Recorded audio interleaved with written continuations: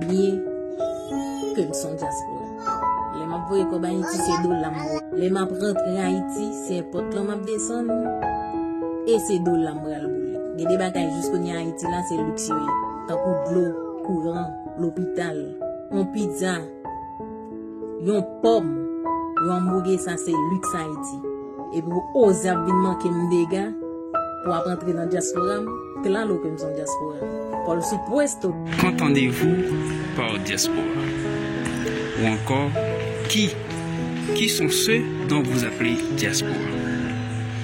Et que ferons-nous pour être diaspora? Et comment être dans la diaspora? Voyons voir. Le thème diaspora désigne la dispersion de peuples de différents pays du monde. Et d'autre part, c'est la dispersion d'un peuple ou d'une ethnie dans le monde. Et si on peut parler exactement du mot diaspora, on va voir exactement c'est une communauté ethnique séparée par des frontières d'État ou de communautés transnationales. C'est ce qu'on peut dire de la diaspora. Voyons voir c'est quoi exactement le thème diaspora aujourd'hui.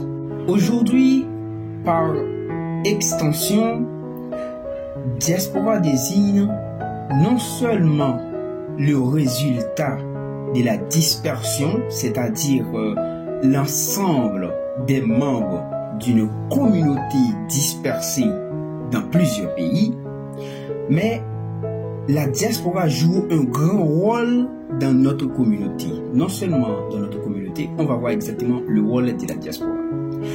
La diaspora exactement sert à stabiliser un pays.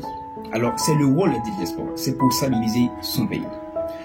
En plus de son apport, sur le plan économique et financier, la diaspora joue un rôle de contribution aussi qu'au débat politique de son pays d'origine et dans la vie quotidienne des habitants qui y vivent dedans ou encore les membres de ces différents diasporas prennent activement part au débat relatif de la vie de son pays.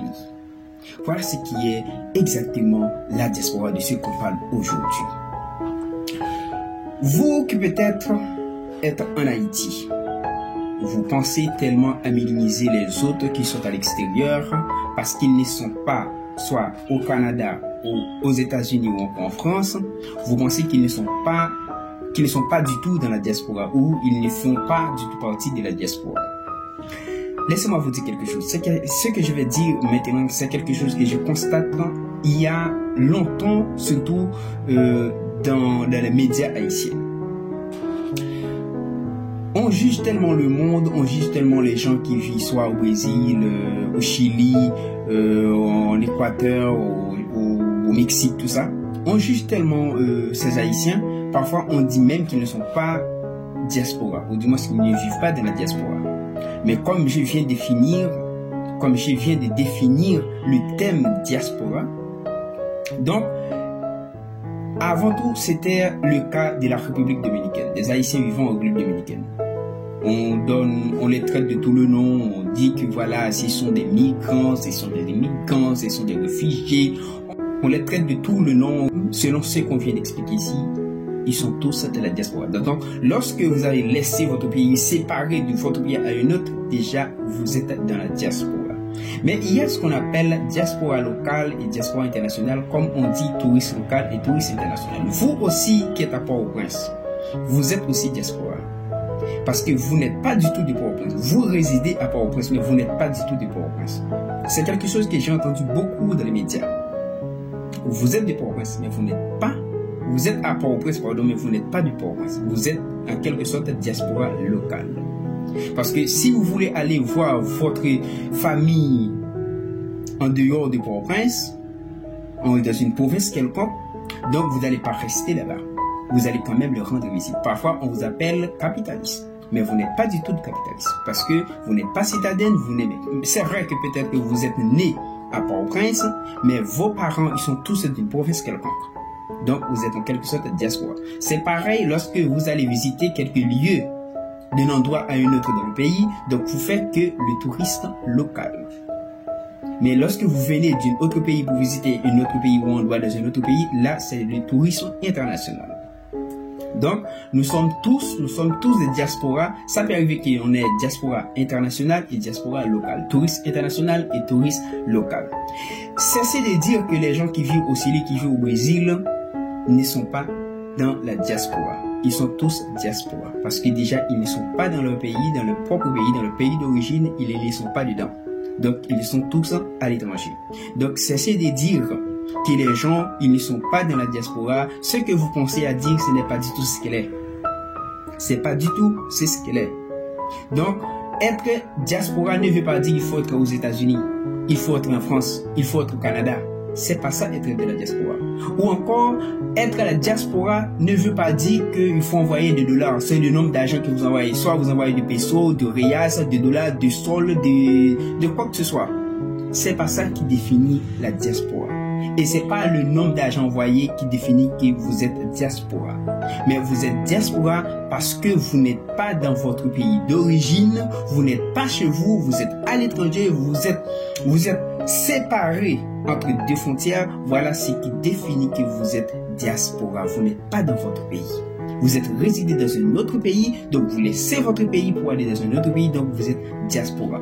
Donc, arrêtez de pleurer, arrêtez de vous battre à cause des autres parce que vous n'êtes pas du tout diaspora et vous ne vivez pas dans la diaspora parce que vous n'êtes pas aux États-Unis, vous n'êtes pas au Canada, vous n'êtes pas en France ou dans d'autres pays encore plus développés que les autres parce que vous êtes dans ce pays sous-développé. Donc les gens pensent à vous subalterniser, les gens pensent à vous rigoler, tout ça, mais non. Vous devez avoir la morale aussi haute qu'il se peut. Parce que ce qui compte, c'est que vous connaissez qui vous êtes et de quoi vous êtes capable en fait. Beaucoup d'entre nous pouvaient imaginer de la sorte que puisqu'on est en Haïti, je prends comme exemple en Haïti parce que c'est les Haïtiens qui subalternisent les autres, pas les autres mondes. Dans les autres pays, les gens ne subalternisent pas leurs confrères ou les frères ou les paysans. Non, ils ne subalternisent pas. Mais en Haïti, c'est ce qu'on fait toujours. On minimise les gens qui vivent au Chili, qui vivent au Brésil, qui vivent au Mexique, qui vivent en Équateur, qui vivent en République dominicaine. On dit qu'ils ne sont pas diaspora. Qui sont-ils? En réalité, qui sont-ils? Et vous, qui vivez là-bas, et ça vous choque, ça vous ronge, ça vous empêche de vous mettre debout, parce que les gens vous traitent de n'importe qui, ils vous traitent de n'importe quoi, parce que vous n'êtes pas aux États-Unis, vous n'êtes pas en France, vous n'êtes pas au Canada, donc ça vous choque, ça vous ronge. Et ça va même vous empêcher de vous mettre debout, comme je viens de dire. C'est pas ce qui compte. Donc ce qui compte, vous êtes tout à fait dans la diaspora. Les gens qui sont en Haïti, qui vous traitent et que vous n'êtes pas dans la diaspora, et vous faites comme si que c'est que vous donnez trop d'importance à eux, vous pensez que vous êtes dans la diaspora, mais vous n'y êtes pas. C'est pas ce qui compte. Parce qu'ils sont des idiots. Ce sont des idiots. Lorsque vous avez laissé votre pays pour aller vivre dans un autre pays, peu importe que vous êtes résidé ou pas, ou migrant, ou réfugié, peu importe ce qu'il est, ce qu'on vous traite, vous êtes diaspora. Donc, cessez de traiter le monde, vous qui êtes en Haïti, cessez de traiter les autres qui ne sont pas des diasporas. Quand est-ce que vous n'avez même pas de nom à leur donner? Bonne salut.